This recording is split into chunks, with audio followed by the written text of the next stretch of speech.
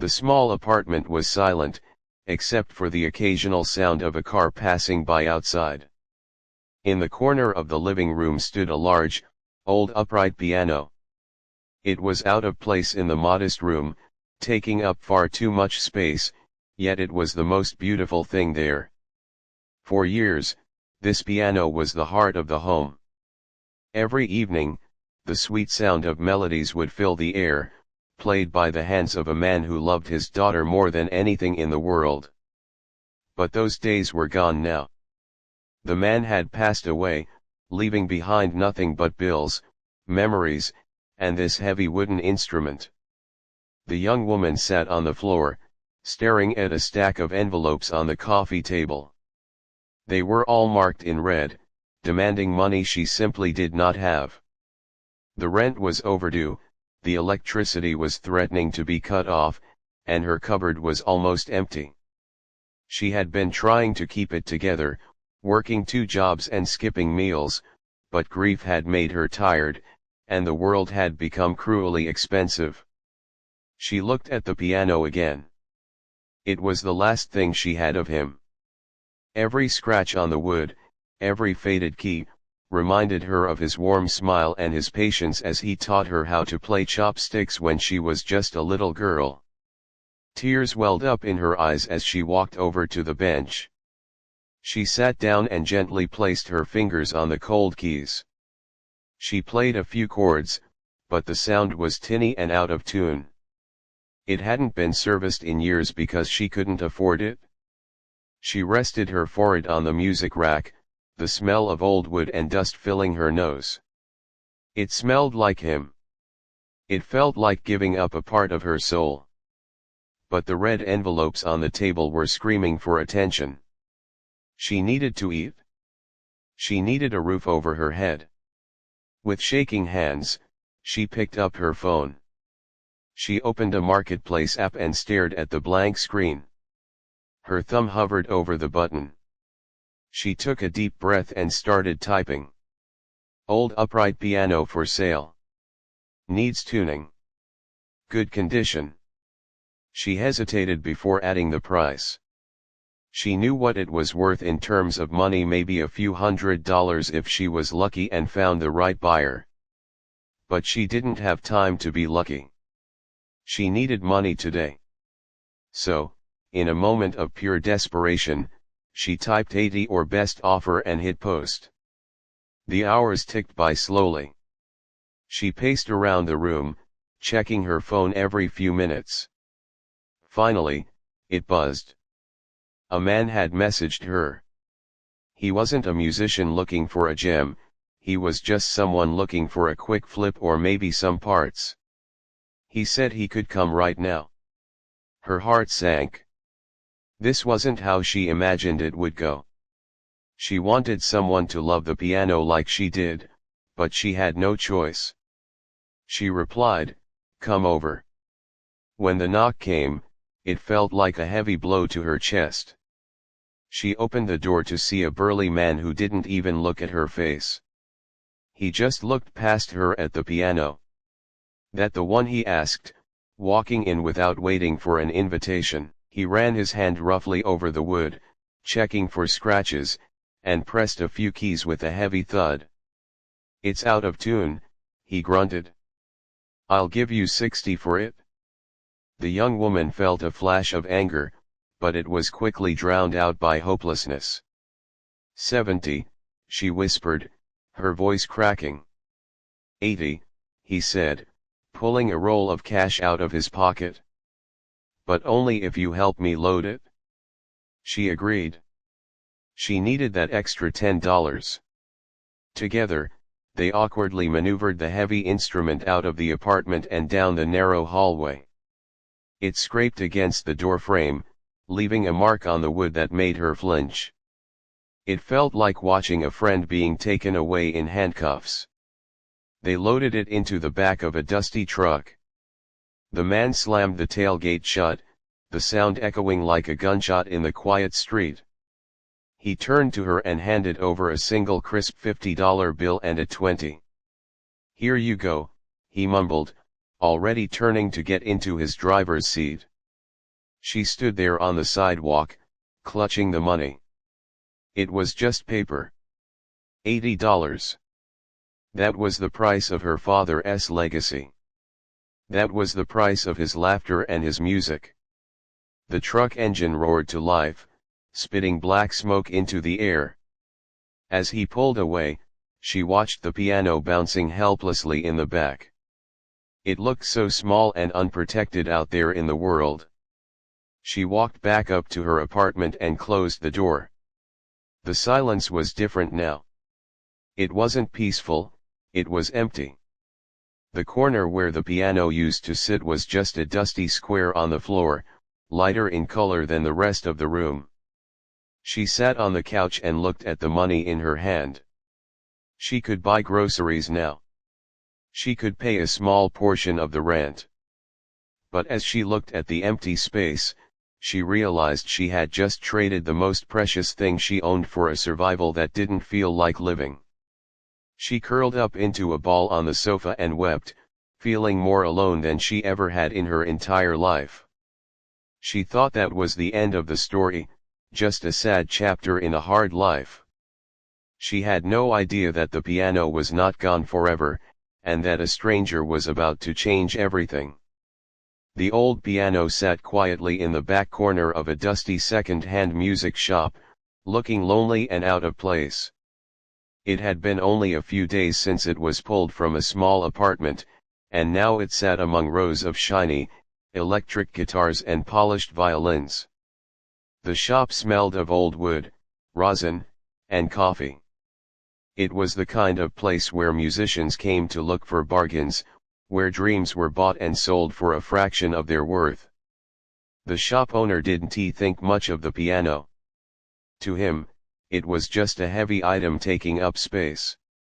He had slapped a price tag on it that was double what he paid, hoping to make a quick profit, but mostly he just wanted it gone. One rainy Tuesday afternoon, the bell above the door chimed, and a tall man stepped inside. He was wearing a simple baseball cap pulled low over his eyes, a worn-out leather jacket, and jeans that had seen better days.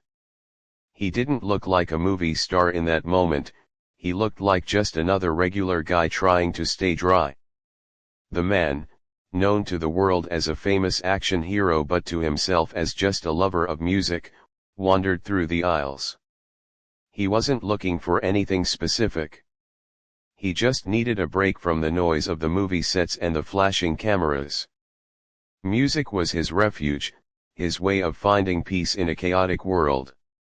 He walked past the flashy instruments without a second glance. Strats, Les Pauls, brand new keyboards, none of them interested him. He liked things that had a story, things that felt lived in. He made his way to the back of the store where the sunlight struggled to reach through the grime of the window. That's when he saw the upright piano. It was scratched, the finish was dull, and one of the pedals was slightly bent. It looked tired, much like how he felt on some days. But there was something about its shape, a certain dignity in the way it stood there, that pulled him in. He walked over and sat on the bench. It creaked under his weight, a familiar sound that brought a small smile to his face. He reached out and placed his hands on the keys. They were yellowed with age, but they felt solid. He took a deep breath and pressed down a chord. The sound wasn't perfect. It was a little tinny, slightly out of tune, but it had a rich, warm character that modern pianos often lacked. It echoed in the quiet shop, cutting through the smell of dust and rain. To anyone else, it might have sounded like an instrument in need of a tuner, but to him, it sounded like a voice that had been waiting for a long time to be heard. He closed his eyes and let his fingers wander over the keys, playing a soft, melancholic melody. It wasn't a song he planned, it was just a feeling flowing from his hands. For a few minutes, the shop didn't exist. The rain outside, the traffic, the noise of the city, it all faded away. It was just him and the music. He felt a strange connection to this old piece of furniture, a sense that it had been loved once and was missing that love. He opened his eyes and looked at the wood grain, noticing the water rings on top, perhaps from a cup of tea that sat there decades ago. The shop owner, recognizing the famous customer despite the disguise, walked over cautiously. "It's an old beast," the owner said, trying to sound casual. "Needs some work, but it holds a tune mostly. Got it in a trade last week." The man nodded but didn't stop playing. He ran his thumb over the chipped ivory of one key. "It has soul," he said softly. His voice was deep and quiet. He didn't ask about the brand or the manufacturing year. He didn't care about the resale value. He only cared about how it made him feel. In a world where everything was plastic and temporary, this piano was real. It was heavy. It had survived. He stood up from the bench and looked at the price tag. It was a reasonable price, a fair price, but for him, money wasn't the issue. He knew that if he walked away, this piano might sit here for months, gathering more dust, until eventually, someone bought it just for parts. He couldn't let that happen. He felt a sudden urge to protect it, to give it a home where it would be played again. "I'll take it," the man said, pulling out his wallet. The shop owner blinked, surprised that he wanted such a rough-looking instrument. "You sure I've got some nicer digital keyboards in the front?" The man shook his head. "No. This one. I want this one." He paid for it right there, arranging to have it delivered to his house the very next day. He didn't buy it to show off to his friends. He didn't buy it as an investment. He bought it because for those few minutes he played it, he felt a sense of calm he hadn't felt in a long time. He shook the owner's hand, pulled his cap down low again, and walked back out into the rain. As he drove away, he found himself humming the melody he had just played, unaware that the piano he just bought was holding a secret inside that would soon bring him back to the very woman who had sold it. The pieces were moving, though neither of them knew it yet. The delivery truck drove away, leaving behind a quiet suburban street. Inside the garage, the piano sat waiting to be moved into the house. It was late afternoon, and the sun was beginning to dip lower in the sky, casting long, golden shadows across the driveway. The man, who lived a life filled with noise and cameras, stood looking at the instrument for a moment. He had asked the movers to leave it right there in the center of the room rather than shoving it against a wall immediately. He wanted to be near it.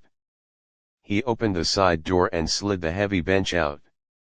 He sat down, the silence of the house wrapping around him like a heavy blanket. For a long time, he didn't play. He just rested his fingers on the keys, feeling the cool plastic and the slight give of the mechanism. He liked the history of old things. He liked knowing that other hands had touched these same keys, other people had poured their emotions into this very wood. It made him feel connected to the world in a way that his fame often disconnected him from. He decided to play a gentle song, something slow and melancholic that matched the dusty feel of the piano.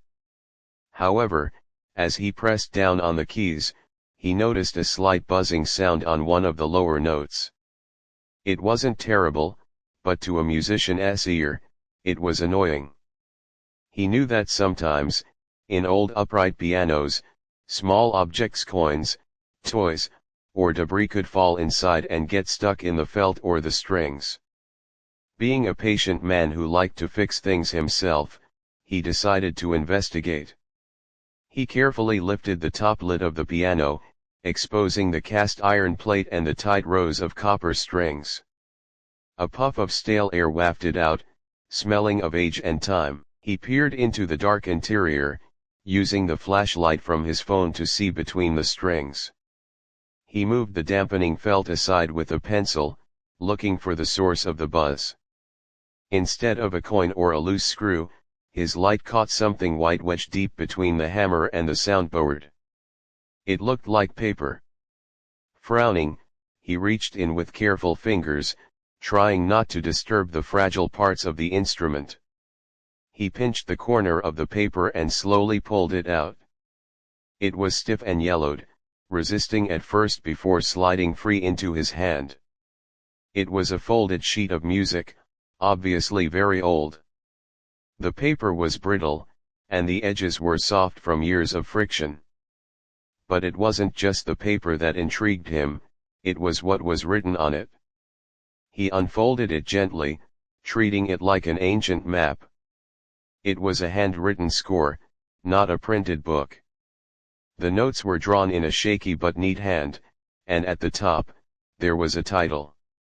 It was a song he had never heard of, a simple melody written for someone specific. As he held the paper, another small item slipped out from between the folds and fell onto his lap.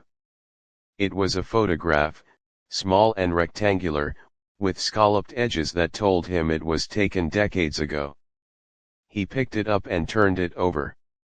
The color had faded to a soft sepia tone. It showed a man sitting at this very piano. He had kind eyes and a gentle smile, and he was looking down at a little girl sitting next to him on the bench. The girl was laughing, her hands reaching toward the keys. The man sat back on his bench, the music in one hand and the photo in the other. A heavy feeling settled in his chest. He looked closely at the piano, and then back at the photo.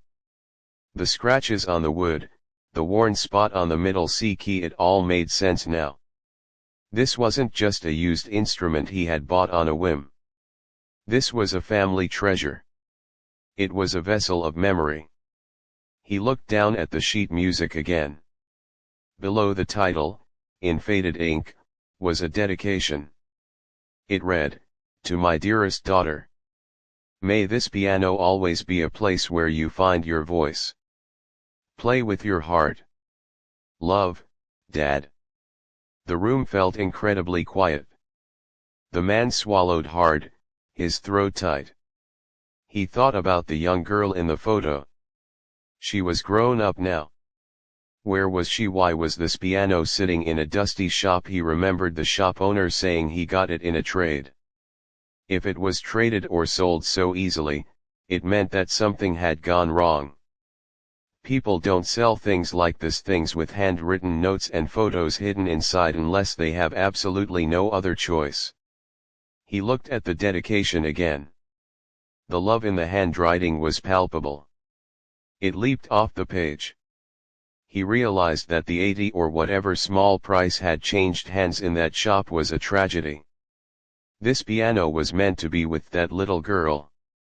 It was her father's voice, left behind for her.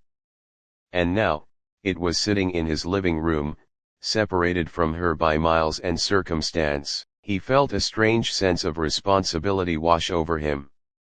He had bought the piano because he liked the way it sounded, but now he felt like he was holding onto a piece of someone else's soul. It didn't feel right to keep it. He had plenty of things. He had money and fame. But the girl in the photo, she probably had nothing left but her memories. He placed the photograph gently on the music stand, staring at the father's face. He felt a connection to the stranger, a shared understanding of loss. He knew what it was like to lose people you love. He knew that holding onto their things was the only way to keep them close. The fact that she had lost this too was heartbreaking. The man stood up, the decision forming in his mind before he even fully thought it through. He couldn't just enjoy this piano knowing its story. He had to find her. He didn't know how difficult it would be, or if it was even possible, but he knew he had to try. He looked at the sheet music one last time, memorizing the handwriting. He carefully closed the lid, shutting the keys away, as if sealing a promise. The piano was no longer just a purchase, it was a mission. He was going to give this voice back to the person who needed it most. The man sat at his kitchen table long after the sun had gone down. The house was quiet, but his mind was racing. The photograph of the father and daughter lay next to his cup of cold coffee, her innocent face staring back at him. He couldn't shake the feeling that he had accidentally stolen something priceless. He had bought the piano to make music, but now he realized he had bought a piece of someone's life that didn't belong to him. The letter he found wasn't just paper, it was a promise. A promise that had been broken by desperate circumstances. He knew he couldn't just tune the strings and play songs as if nothing had happened. He had to find her. The next morning, he drove back to the dusty music shop. The bell above the door chimed, but this time the shop owner didn't look surprised to see him. He looked curious. The man walked straight to the counter, holding the photo carefully. He didn't want to beat around the bush. He explained that he had found the picture and the note inside the instrument. He told the owner that this wasn't just a used piece of furniture, it was a family heirloom sold out of necessity. The shop owner listened, his expression softening. He leaned against the counter and sighed. "Yeah, the girl who sold it looked pretty broken up about it," he admitted. "She was crying when she loaded it onto the truck.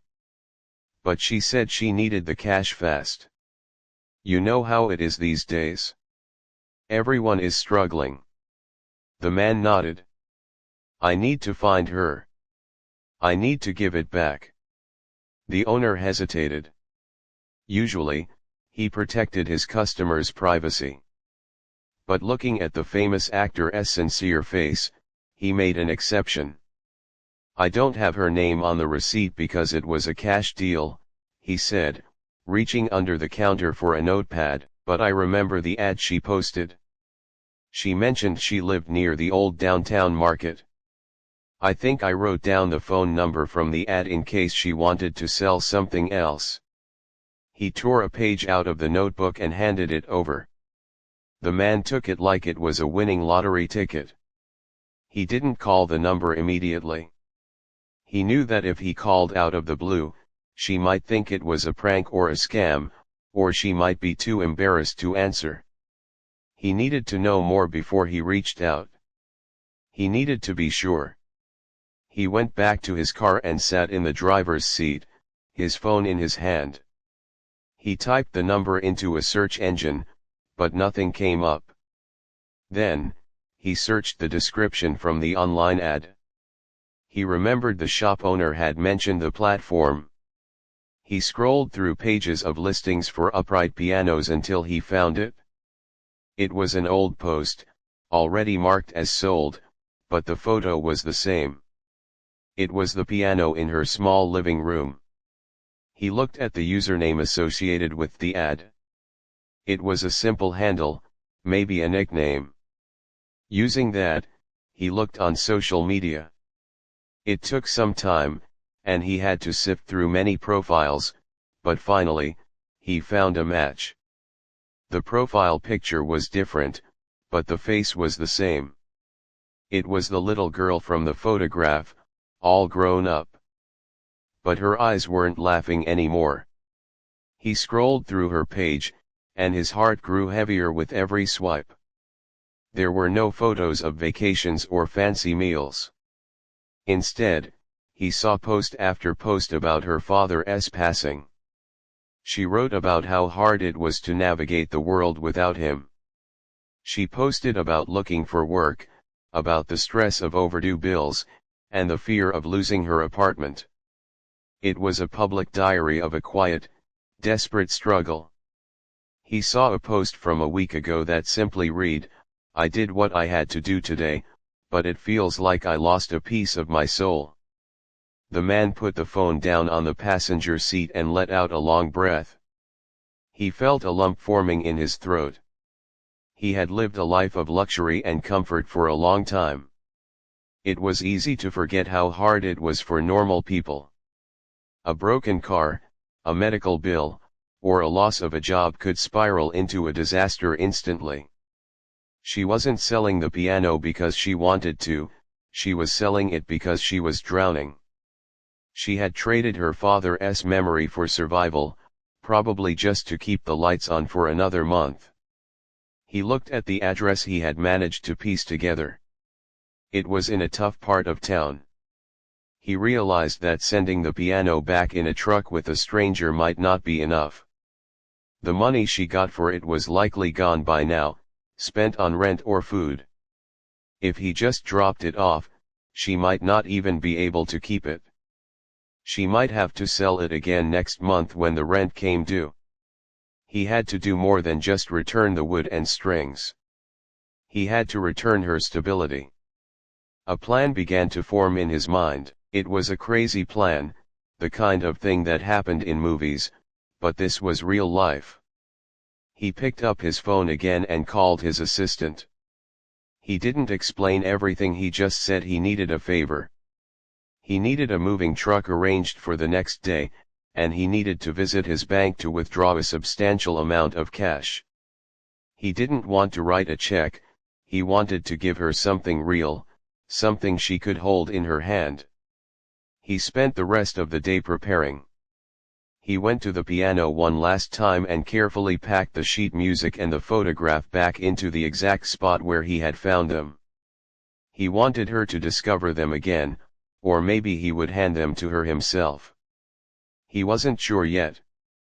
He just knew he had to be the one to do this. As the sun set again, the man got into his truck.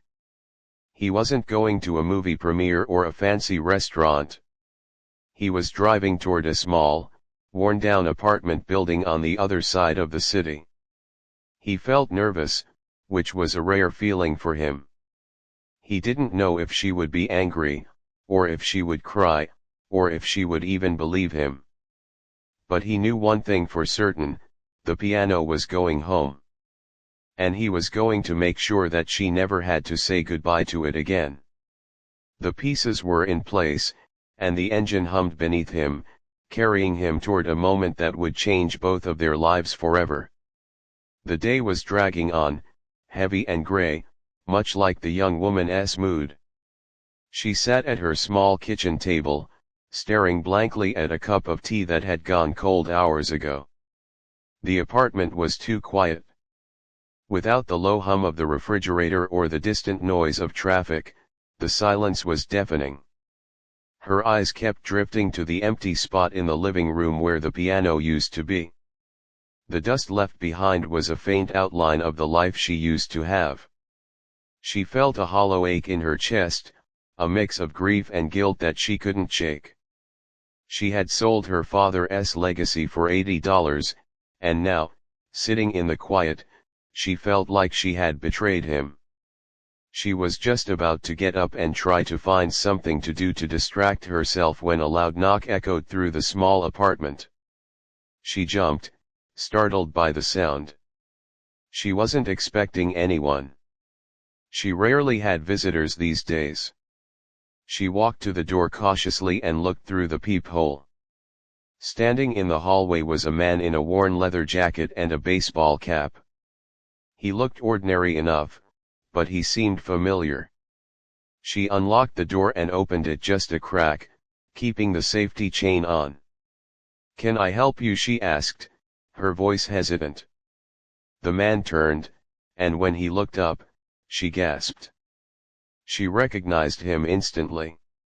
It was the famous actor, the one from the action movies, the man everyone seemed to love. But here, in her dingy hallway, he looked completely out of place. He offered her a gentle, shy smile. "Hi," he said softly. "I'm sorry to disturb you. My name is Keanu. I have something that belongs to you." The young woman just stared at him, her brain struggling to process what was happening. I think you have the wrong apartment," she stammered. He shook his head slowly. "No, I don't think so. Are you the young woman who sold a piano to a shop a few days ago, an old upright piano?" Her heart stopped. She felt the blood drain from her face. "Yes," she whispered, undoing the chain and opening the door wider. "But, why are you here?" "I bought it," he said simply. "I bought it from the shop.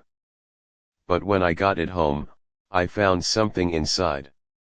He reached into his jacket pocket and pulled out the folded, yellowed sheet music and the old photograph. He held them out to her. She took them with trembling hands. When she saw her father's handwriting and the picture of herself as a little girl, tears immediately filled her eyes. She looked up at him, confusion and hope warring in her expression. "I read what he wrote," the man said, his voice full of kindness. "I know you didn't want to sell it. I know you only did it because you had to. I can't imagine how hard that was for you." Just then, a noise came from the hallway. A team of movers was walking down the stairs, carefully maneuvering the large, heavy shape of the piano. The young woman pressed her hands over her mouth, watching in disbelief as they carried the instrument back into her home. It felt like a dream, or maybe a miracle. They placed it gently in the exact spot it had occupied for years. It fit perfectly, filling the empty space in the room and the empty space in her heart. She turned to the man, tears streaming down her face. "I don't understand," she choked out. "Why would you do this? You don't even know me." The man walked over to the piano and rested his hand on the top, looking at the photograph still clutched in her fingers. "I know what it's like to lose people you love," he said quietly. "And I know that music keeps them alive. This piano belongs to your father, and he gave it to you. It shouldn't be sitting in my house. It belongs here, with you." She was sobbing now, overwhelmed by his generosity. But the man wasn't done. He reached into his other pocket and pulled out a thick white envelope. He took her hand gently and placed the envelope in her palm. "This is for you," he said. She looked down at the envelope, confused. "I can't take this," she said, trying to give it back. "You brought the piano back, that is more than enough." "Please," he insisted, closing her fingers around it. "I know things are tough right now. I saw the post you wrote. I know you're struggling. I don't have a family to share my fortune with, so I like to help people when I can. There is enough money in there to pay your rent for a year, and to get this piano tuned so it sounds perfect again. Consider it a gift from your dad, okay?" The young woman looked at the envelope, then at the piano, and finally at the kind man standing in her living room. She felt a wave of relief wash over her so strong it nearly knocked her over. The crushing weight she had been carrying for months, the fear of eviction, the hunger, the grief suddenly lifted. She couldn't find the words to thank him. She just stepped forward and hugged him. He hugged her back, a warm, fatherly hug that made her feel safe for the first time in a long time. After a moment, he pulled away gently. "I have to go," he said. "But you take care of yourself, all right, and play something for him tonight." She nodded, unable to speak. He walked to the door, gave her one last small smile, and stepped out into the hallway. She watched him leave, hearing his footsteps fade away. She walked over to the piano bench and sat down. She placed the photograph back on top of the piano where it belonged.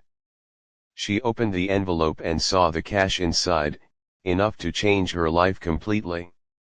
Then, she placed her hands on the keys. They were still a little dusty, still a little out of tune, but to her, they sounded like the most beautiful music in the world. She took a deep breath and played the first chord. The sound rang out clear and strong. She closed her eyes and smiled, knowing that her father was listening, and that kindness, in the form of a stranger, had just saved her life.